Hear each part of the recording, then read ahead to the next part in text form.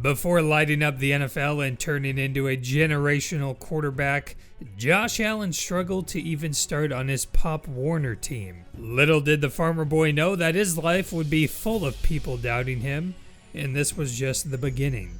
Though once he got his chance in Fresno County, California, the Pop Warner coaches found themselves a total athlete and student of the game. At 9 years old, Josh made checks at the line of scrimmage, repositioned his linemen before the snap, put receivers in motion, and called audibles. Years later, playing at Firebaugh High School, Josh had proven himself as a freak athlete. At 6'3", 180 pounds with a 90-mile-an-hour fastball, he headed the baseball, football, and basketball team. A lot had changed since his days on the bench during Pop Warner, but one thing remained constant: the dream to play football at nearby Fresno State, which for a kid of Josh's talents wasn't necessarily a lofty goal at all. He started at quarterback his junior year in high school, and despite having a team derived of talent and projected to only win a few games, he led them to a 7-3 record.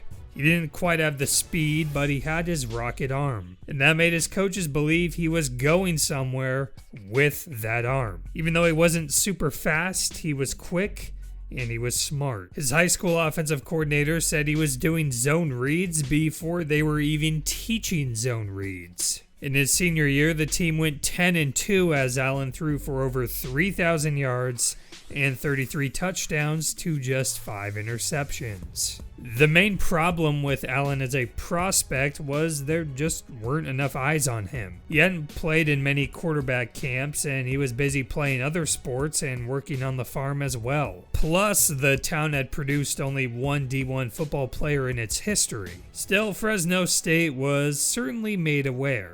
Josh's father played in a charity golf tournament with then Bulldogs coach Tim DeRuyter. He made it clear that Josh had a desire to play for Fresno State, but DeRuyter decided Josh wasn't the right fit. They weren't the only school who passed on Josh. In fact, pretty much every single program in the country either wasn't aware or turned their nose up on bringing Josh in. Only San Diego State even offered him a chance to join as a walk-on, and even then he certainly wasn't promised any playing time. So without any D1 scholarships, he opted for nearby Reedley College. Little did they know that they just lucked into a future NFL quarterback. Josh would have been the 4th generation on his family's farm, but he had a dream.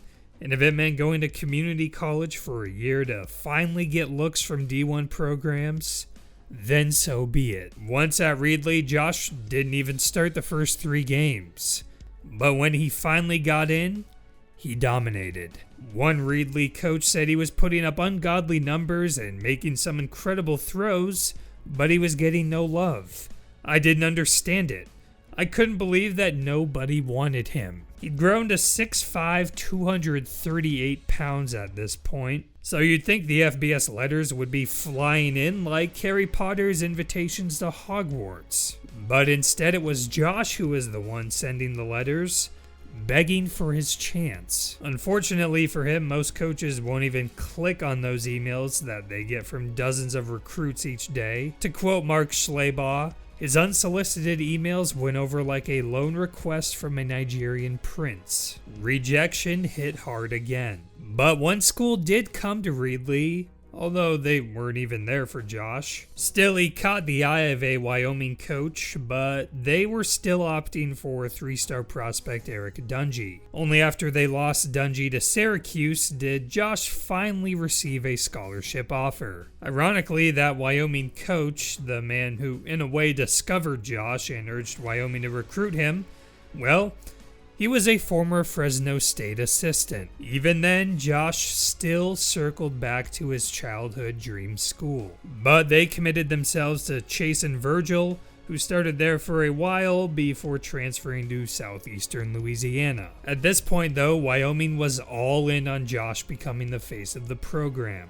In his first year, he made one start before suffering a season-ending injury. So that one ended up being a redshirt year. In a way, this injury might have been a good thing for his development. Now he could focus on the mental side of the operation. By the time he was ready to play, he knew all the right reads to make in Wyoming's offense. On top of that, he was able to gain some weight as well, and all that translated onto the field. He threw for over 3,200 yards and 28 touchdowns to go along with 7 rushing touchdowns and a wonderful display of athleticism, which made NFL scouts take notice. He took the team from 2-10 to 8-6.